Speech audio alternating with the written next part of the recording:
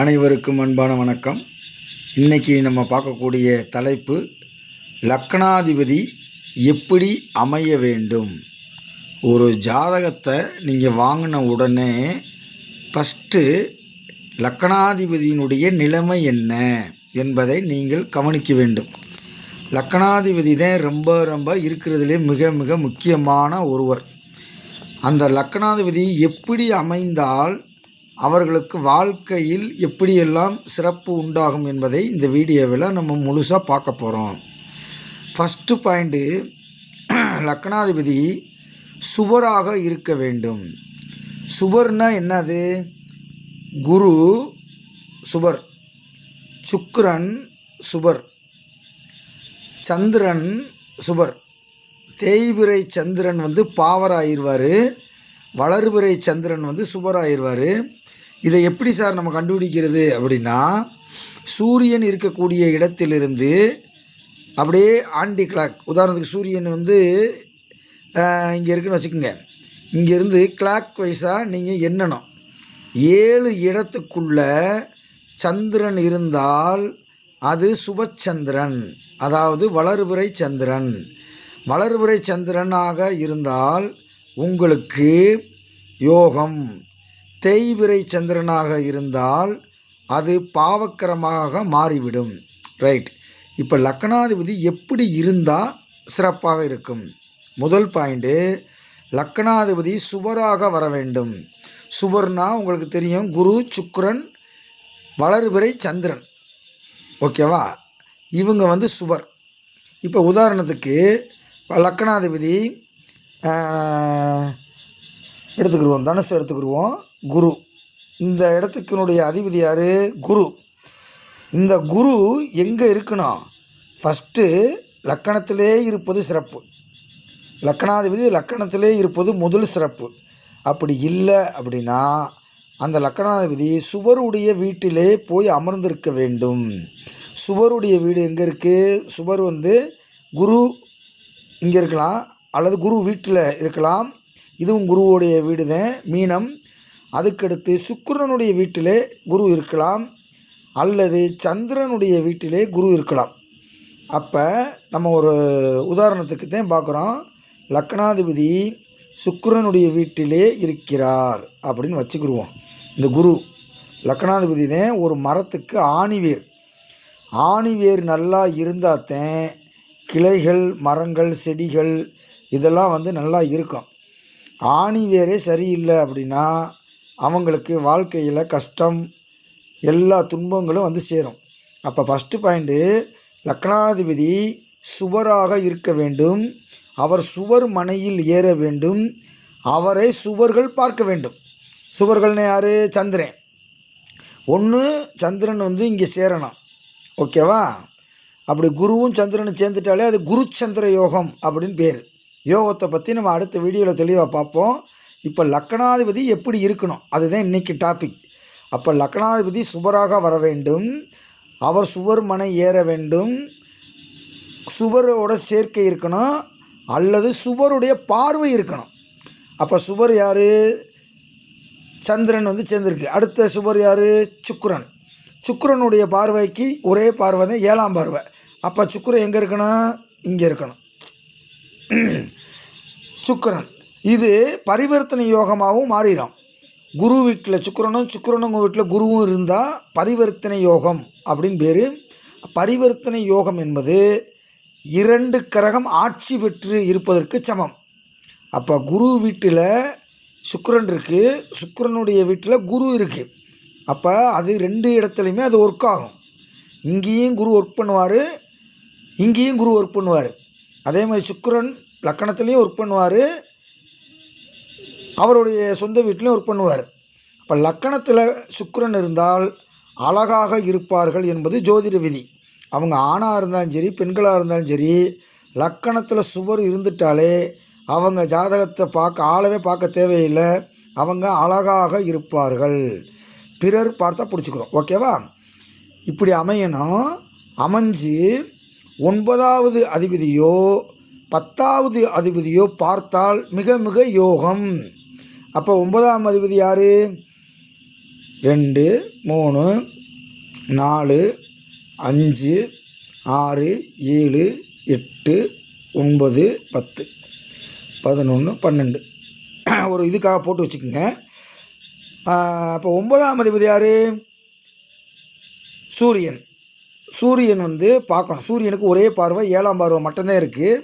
அப்போ சூரியன் எங்கே இருக்கணும்? 7ஆம் பார்வை இருக்கணும், இங்கே இருக்கணும். அப்போ சூரியனுடைய பார்வையில் லக்னாதிபதி இருக்கார். பார்க்குறவர் யார்? பாக்கியாதிபதி. 9ஆம் அதிபதி பாக்கியாதிபதி, அவருடைய பார்வையில் இருக்கார். இப்படி இருந்தால் அவனுக்கு என்னென்ன கிடைக்கும்? இந்த பாருங்க, தீர்க்க ஆயுள், செல்வம், உடல் ஆரோக்கியம், புகழ், ஆளடிமைத்தனம், வசதியான வாழ்க்கை, உயர்ந்த பதவி, யோகமான அமைப்பு, இது எல்லாமே வந்து கிடச்சிரும்ன்றாங்க. தீர்க்க ஆயுள் தீர்க்கமாயிரும். ரைட் சார், எனக்கு லக்னாதிபதி சுபராக வந்திருக்கார் சார். சுபர் மனையில் தான் ஏறி இருக்கார் சார். சுபருடைய பார்வையில் இருக்கார் சார். ஆனால் என் வாழ்க்கையில் முன்னேறவே இல்லை சார். நீங்கள் சொல்கிற மாதிரி எனக்கு தீர்க்காயில் இல்லை. ஆஸ்பத்திரிக்கே மாதம் 4000 செலவு பண்ணிக்கிட்டு இருக்கேன். அதுக்கடுத்து 2வது வண்டி செல்வமே இல்லை சார். உடல் ஆரோக்கியமே இல்லை சார். பேர் ஆரோக்கியசாமி, லொக்கு லொக்குன்னு இருமிக்கிட்டே இருக்கேன் அப்படின்னு சொல்லுவார். புகழ் இல்லை, பக்கத்து வீட்டுக்காரன் கூட சண்டைக்கு வந்துக்கிட்டே இருக்கேன், வைக்கிறேன் அப்படின்னு. இது எல்லாமே ஆப்போசிட்டாக நடக்கும். ஏன் அப்படின்னா, நீங்கள் ராசி கட்டத்தை மட்டும் பார்த்தா தோல்வி அடைஞ்சிருவீங்க. நவாம்சத்தில் லக்னாதிபதி எங்கே இருக்கார் என்பதை பார்க்கணும். நவாம்சத்தில் குரு நீச்சம் பெற்று ஒரு 3 டிகிரிக்குள்ளே இருக்காருன்னு வச்சுக்கோங்க. இவ்வளவு அமைஞ்சும் அவுட்டுன்னு அர்த்தம். அப்போ நவாம்சத்துலேயும் லக்னாதிபதி வலிமையாக இருக்க வேண்டும். நீங்கள் நிறையா பேர் நவாம்ச கட்டத்தை பார்க்குறதே இல்லை. நவாம்ச கட்டம் என்பது என்னென்னா, ஒரு கிரகத்தை 9 கூறுகளாக போட்டு ஃபைனாக்குலரில் வந்து இதில் பார்க்குறாங்க, மைக்ரோஸ்கோப்பில் பார்த்து அதுக்கப்புறம் அந்த கிரகம் எங்கே தான் இருக்குதுன்னு எக்ஸாக்டாக கண்டுபிடிக்கிறதே நவாம்ச கட்டம். நவா அப்படின்னா 9. 9வது கட்டத்தில் 9 கூறு போட்டு இந்த குரு லக்னாதிபதி எங்கே இருக்காருன்னு ஃபைண்ட் அவுட் பண்ணுற இடம்தே நவாம்ச கட்டம். இந்த நவாம்ச கட்டத்தில் குரு 3 டிகிரி வாங்கி 5 டிகிரிக்குள்ளே குரு இருந்தால் நீசம்தான். 5 டிகிரிக்கு மேலே குரு இங்கே வாங்கி இருந்துச்சுன்னா அது நீசமாக இருக்காது. புரியுதா? அப்போ வந்து நம்ம பூராமே அடியாகி போயிடும். அப்போ ராசி கட்டத்தை மட்டும் பார்த்து நீங்கள் பலன் சொன்னீங்க அப்படின்னா அது தோல்வியை தரும். நவாம்ச கட்டத்திலையும் நீங்கள் பார்க்கணும். ரைட். இப்படி இருந்தால் அவங்களுக்கு இந்த கீழே சொன்ன 8 வகையான யோகமும் உண்டு. தீர்க்காயில், செல்வம், பெரிய கோடீஸ்வரனாக இருப்பேன், உடல் ஆரோக்கியம், புகழ், ஆளடிமைனா ஒர்க்கர்ஸ். நம்ம டீ வாங்கிட்டு வா அப்படின்னா ஒரு வாங்கிட்டு வர்றாங்க, அதை சுவிட்சை போட்டு விடுனா போட்டு விட்றாங்க. கடையில் போய் இந்த கொரியர் அனுப்பியிருப்பா அப்படின்னா அனுப்புகிறாங்க. இதெல்லாம் ஆளடிமைத்தனம். இதெல்லாம் வந்து இருக்கும். வசதியான வாழ்க்கை, பெரிய பங்களா கட்டி வாழ்ந்துக்கிட்டு இருப்பார், பெரிய பதவியில் இருப்பார், யோகமாக வாழ்க்கை இருக்கும். இது இதில் பாருங்கள், இதே மாதிரி இதுக்கு ஆப்போசிட்டாக எனக்கு லக்னாதிபதி சனியாக வந்துட்டார் சார். ஒரு கற்பனை, லக்னாதிபதி சனியாக வந்துட்டார். அந்த சனி இங்கே போய் உட்காந்துட்டார், எனக்கு நீசமாயிருச்சு. அல்லது எனக்கு சனியாக வந்து 6 8 12 லக்னாதிபதி மறைஞ்சிட்டாரு அப்படின்னா 8ஆம் அதிபதி வேறு பார்த்துட்டாரு, அல்லது 8ஆம் அதிபதி வேறு சேர்ந்துட்டார். இங்கே வந்து சந்திரன் சேர்ந்துட்டாருன்னு வச்சுங்க. சந்திரன் 8க்குரியவன், எனக்கு லக்னாதிபதியும் நீசமாகிட்டார், 6 8 12 மறைஞ்சிட்டார். கூட வந்து 8ஆம் அதிபதி 8க்குரியவன் சேர்ந்துட்டேன், அல்லது 8க்குரியவன் பார்த்துட்டேன் அப்படின்னா இதை அப்படியே ஆப்போசிட்டாக எடுத்துக்கிங்க. தீர்க்காயில் அப்படின்றதுக்கு அல்பாயில். செல்வம் இருக்குமா அப்படின்னா செல்வம் குறைந்த செல்வம். ஒரு 100 ரூபா சம்பாதிக்கிறதுக்கு கூட அவர் வந்து ரொம்ப கஷ்டப்பட்டு லோலாயப்பட்டு இருப்பார். உடல் ஆரோக்கியம் இருக்குமா அப்படின்னா கிடையாது. ஏதாவது வியாதி அவருக்கு எப்பயுமே வந்துக்கிட்டே இருக்கும். புகழ் இருக்குமா அப்படின்னா பக்கத்து வீட்டுக்காரனுக்கே இந்த ஆளை தெரியாது, ஒரு புகழ் இருக்காது. ஆளடிமைத்தனம் இருக்குமா, இவரே அடிமையாக இருப்பார்.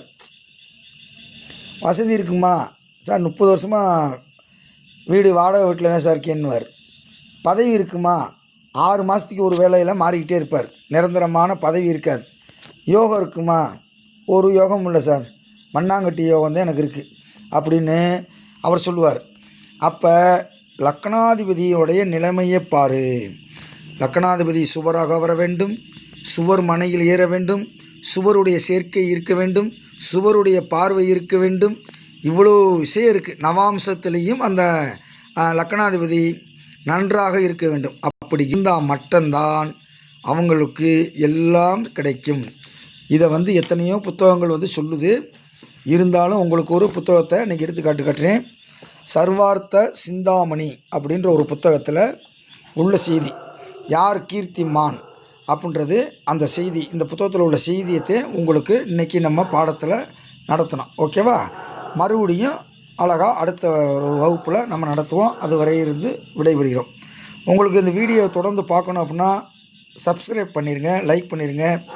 உங்களுடைய எண்ணங்கள் எப்படி இருக்குது, இது பயனுள்ளதாக இருக்கா அப்படின்றத தயவுசெய்து கமெண்ட் பாக்ஸில் நீங்கள் தெரிவிங்க. ஓகேவா? நன்றி, வணக்கம். தொடர்ந்து ஆதரவு தாருங்கள். நன்றி.